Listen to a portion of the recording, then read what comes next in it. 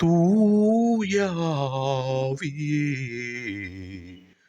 துணையாக வாருமே. ஆண்டவரே இயேசுவே, தூய ஆவியின் கொடைகளை கொடுத்து நாங்கள் ஞானத்தோடும் அறிவு தெளிவோடும் வாழ எங்களுக்கு உதவி செய்கின்றவரே, நீர் செய்கிற உதவிகளுக்காக நன்றி சொல்லுகிறோம், உம்மை ஆராதிக்கின்றோம். முதல் வாசகத்திலே நாம் பார்க்கிறோம் எவ்வாறு சாலமோன் அரசன் ஞானம் உள்ளவராக திகழ்ந்தார் என்பதை பற்றி விளக்குகிறது.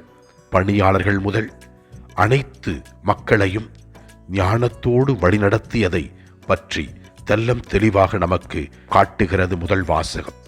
நாமும் ஞானம் நிறைந்தவர்களாக வாழ்க்கையின் செயல்பாடுகளை செய்ய இறைவன் அருள் தர வேண்டும் என்று ஜெபிப்போம்.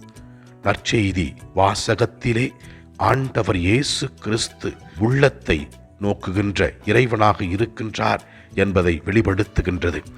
உள்ளத்தின் எண்ணங்களை நாம் சரி செய்ய வேண்டும் என்றும் அதன் மூலமாக ஆண்டவரின் அருளை நாம் பெற்றுக்கொள்வோம் என்பதை தெளிவுபடுத்துகிறது.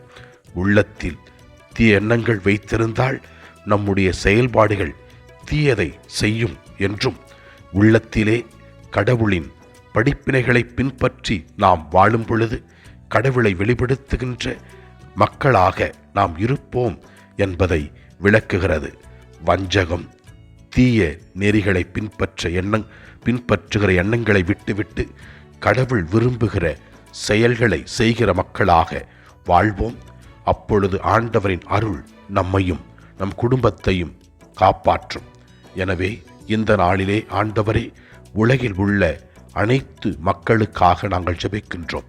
நாங்கள் அனைவரும் தூய ஆவியின் கொடைகளை உணர்ந்து ஞானத்தோடும் தெளிவான சிந்தனையோடும் வாழக்கூடிய அருளை தர வேண்டும் என்று ஜெபிக்கிறோம்.